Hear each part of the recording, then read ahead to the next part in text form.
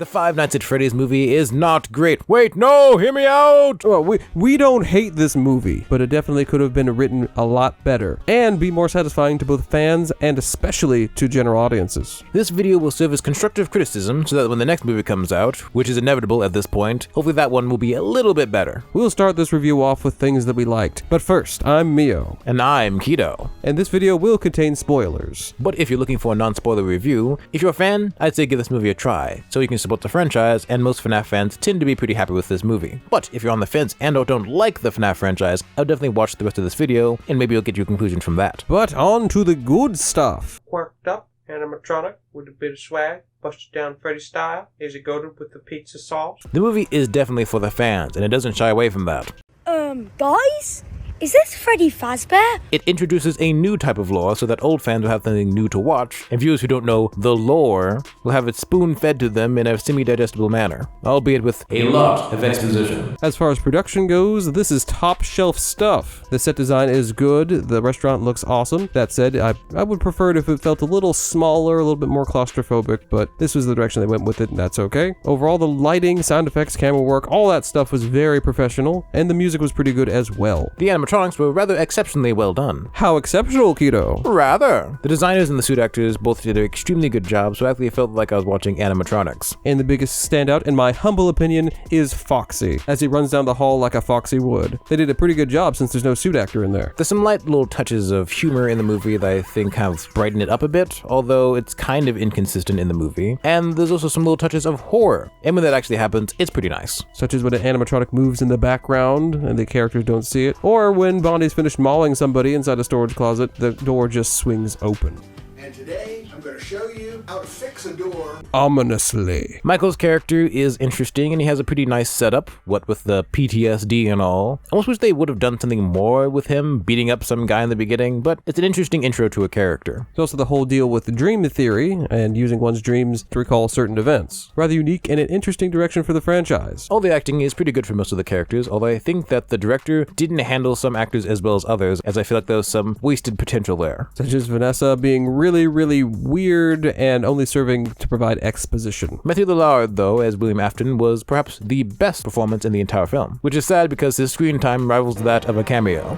I appreciate the fact that the movie tries to build up a proper plot as opposed to it just being about Mike opening and closing doors and looking at security cameras. I think that was a good move. And as we said, along with the lore and Easter eggs, there are also cameos. The best of which I think is probably Matt Pat, if you're into that kind of thing. Before we go into the more harsh criticisms, there's really weird section in the movie where Mike, Abby, and Vanessa are playing with the animatronics. It's like wholesome, but also very confusing. I don't know if that's a good thing or a bad thing. It's a cute scene, but it doesn't really serve a purpose in the movie. Even if the scene is there just to show that the animatronics are really just innocent children, it throws everything off. Now on to some things that could be improved upon.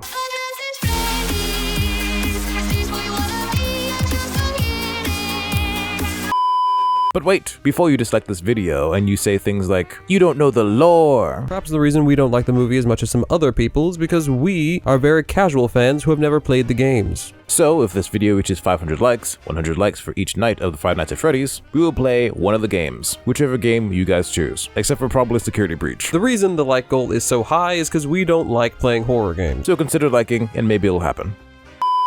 This movie isn't great for someone who doesn't know the lore, and thank God we knew some of it. I know what Remnant is, but I don't know what Remnant does. And what is agony? Some moments like the name drop of William Afton might kind of go over some people's heads and probably has no impact for them personally. And at the same time, how's this useful for fans because fans already know who he's supposed to be? Another thing that could be improved upon are the animatronics. They have character but no individual personality, which I think the movie easily could have done. Each member of the animatronic cast could have had a behavioral quirk which makes them stand out from the rest, which they touch on a little bit with Foxy being the only one that really runs. Michael and Abby's relationship might have looked a little bit better if we got some better examples of the two of them actually being close. He's kind of talked about, but we never really get to see it, except for a few spare instances. I think this especially would have aided the finale. And now we go on to William Afton, which, oh boy, there's a whole lot to dive into here. A lot of fans were pretty happy when he appeared. Apparently some people started cheering, and I think that's understandable, but Springtrap only pops up in the last 10 minutes. Well, the actor was fine. His screen time was so minimal that it felt sort of wasted. And his dialogue is really weird and almost corny at times. The line, "I always come back." No, you gotta say it in the voice. I always come back. Nice. I always come back.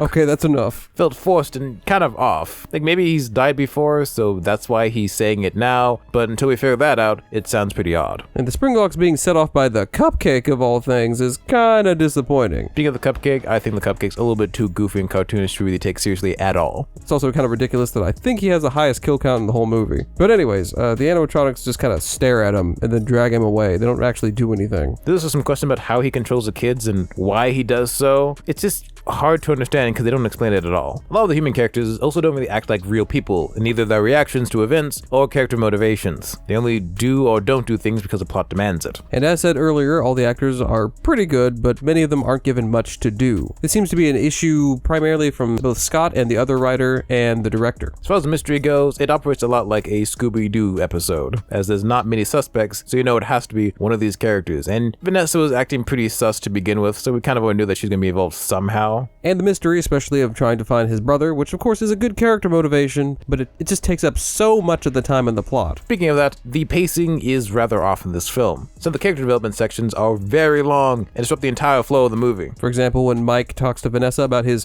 dark past, we end up going over a lot of information we've already extrapolated from what we've seen in the flashbacks. There's also quite a few of these flashbacks, which take up quite a bit of time, and since we keep seeing the same thing over and over again, it starts to drag. It starts to feel very repetitive, much like Five Nights at Freddy's. This is the ant character who's in this movie, which really doesn't serve too much of a purpose, and her motivations are quite odd. Like, she seems pretty well off as far as money goes, so does she really just want Abby because she wants some kind of check? Because she's only willing to spend $1,000 to have Mike's job ruined. Hot ruined, just like the DLC! And then later in the movie, she just dies, presumably killed by the Golden Freddy, and no one ever mentions her body, which takes us to the next section. The unexplained and really weird things. Like, what happened to the ant's body? Did they just clean it up, or why weren't cops involved? Speaking of cops, how come certain people aren't arrested? When Mike beats up that guy in the beginning, one would think that he might be under arrest for assault, but apparently not. And who places people in this Saw torture machine? And also, why? Is it the animatronics? Is it Vanessa? Is it William? Speaking of William, why does he hire Mike? Did he want to kill him? And if so, how come he told Vanessa that she was supposed to keep him in the dark and then kill him if he found out anything? So many questions, but no answers. And on a quick note, I think that this movie suffers from Mario syndrome. It relies very heavily on fan service. And similar to the Mario movie, I don't think it actually has that great of a story. It just sort of assumes that the fans are gonna cheer, enjoy the movie and everything. And this movie felt less corporate than the Mario movie, but still has this feeling of being generic pandering. It clearly meant to spark the endorphins in the 13-year-old brain. And appeal to 13-year-olds it does. In its attempt to appeal to 13-year-olds, the horror element definitely suffered. There's a lot to cover on that subject. We're going to have to save that for another video, which you can subscribe and ring the bell to get notified. That video will not just cover Five Nights at Freddy's, but we'll also talk about some other PG-13 horror movies and issues that tend to pop up in this sort of subgenre. But once again, this review isn't supposed to be completely negative. We mentioned some pretty good stuff that people also enjoyed. Due to massive writing issues, we didn't like the movie very much and would give it a 4 out of 10. But we can completely understand why people would give it higher, because for a FNAF fan, it's probably very enjoyable. Y'all been waiting 8 years for this. So we hope that you can appreciate our point of view of the movie, but also hope that you continue to appreciate the movie itself, if you do. So until the next video, watch this video over here, and if the other video is out, you can go watch it right over here. But until we see you there, he's Mio. And he's Keto. And we hope you have a blessed day. Bye!